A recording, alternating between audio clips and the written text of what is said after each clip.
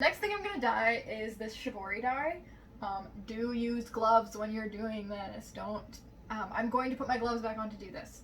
So I'm going to go over a little bit about what Shibori dye is so that you're not just like, why is there a sock tied around a cup? Shibori dye is a type of Japanese compression dyeing, and there's a lot of different ways you can do it. You can do it with stitching sometimes. You can do it with tying. Tie-dye is a very like generic version of what I would consider to be Shibori. What makes it Shibori usually is that it's done with a fiber reactive dye, which is what an acid dye is. And it's usually done on a silk scarf, which I guess is also kind of what makes it Shibori. So I'm not technically doing Shibori, I'm doing my own version of tie-dye. But this technique that I'm using is a type of Shibori. So I put it on a tube, and I take a string, and I don't have it scrunched up at the beginning, but I start out with it, you know, fully extended over this tube, and I wrap the string, and as I'm wrapping the string, I scrunch it down.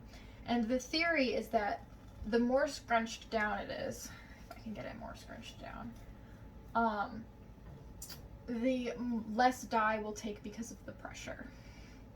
So what I'm going to do is I'm going to try to dunk dye this, and I'm going to dunk it in the dye and see what happens. And then if that doesn't work when I take it off, what I'm going to do is I'm going to wait for it to dry, put it back on here, and I'm going to paint the dye on here, which you can do as well.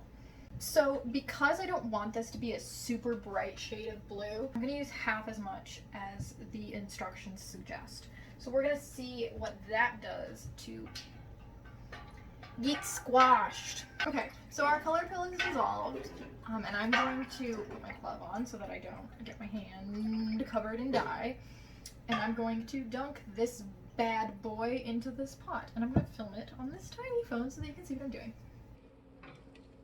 I might actually, yeah, and then kind of roll it around. This is one of those instances where, as much as I love my dear stick, he's no good. He's just no good. I don't have the vinegar in yet either, so just be patient with me.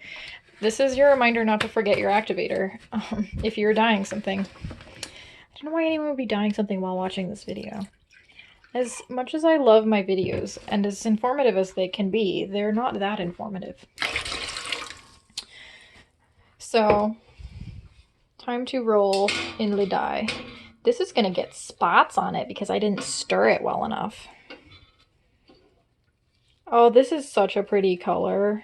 So the heat is on, and I'm rolling it around. And it has a big splotch on it because I didn't properly stir my dye, and I'm sure I got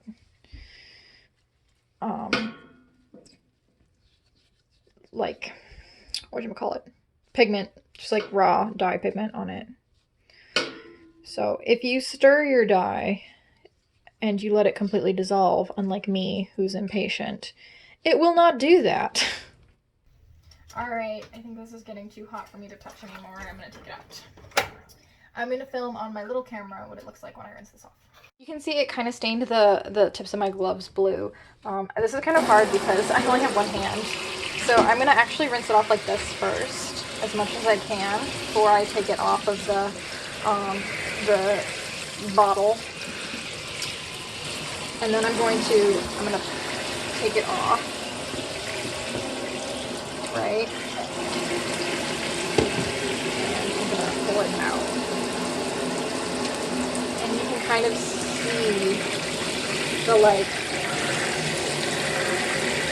stripey technique that it creates. Like, you see how I could use this for my knobby if I did it really carefully and correctly, and I tied it really correctly. So here you can kind of see where the ties of the string of these beautiful shoelaces, which turned out really nice, they look like ocean waves, kind of left room to be desired, right? Like white spaces.